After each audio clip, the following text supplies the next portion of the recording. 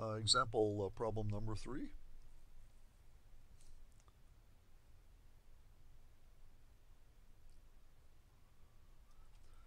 And here we have when t goes to 0, find the value for the molecular partition function assuming a degeneracy of g for each energy level. So I've got a solved a system. I know the energy levels and I know the degeneracies. They're all the same, this factor g. In fact, they could have different degeneracies, and I've actually expressed that down below. We know that the molecular partition function is the sum over all the molecular energies in that Boltzmann factor, summed over all the states, I should say here. And if we have degeneracy, another way that is sometimes expressed is the sum over all the energy levels of the degeneracy of the ith level times this e to the minus, or g, the degeneracy of the ith level times e to the minus EI over KBT, where EI is the energy at the ith level. In our case, all the GIs are the same, so for every energy level it's just G. It really wouldn't make any difference in this problem, but that was the way it was stated.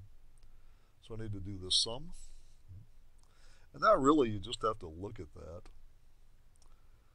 and do a little bit of a math analysis on it. Let's take a look at just the Boltzmann factor. Now as t goes to 0, for any energy level I, EI is a finite number, and as t goes to 0, holding all of this constant, then I get a constant divided by 0, so it's going to infinity. And since that factor occurs up in the exponential, as t goes to 0, it becomes it goes to e to the minus infinity, and the exponential function is such that it goes to 0 at infinity, and so it becomes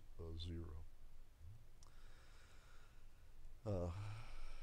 So each exponential function goes to 0, so this factor goes to 0 as t goes to 0, and so the the molecular partition function as t goes to 0 is just this limit, the GIs, but one can take this limit in here. The limit of a sum is the sum of limits.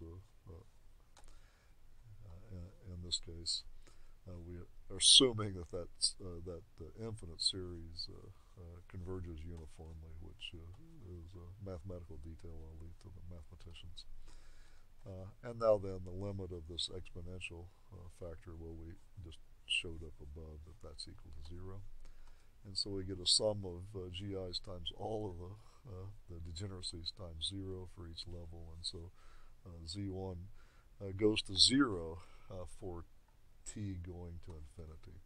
So the molecular partition function actually gets smaller and smaller as t gets very, very large.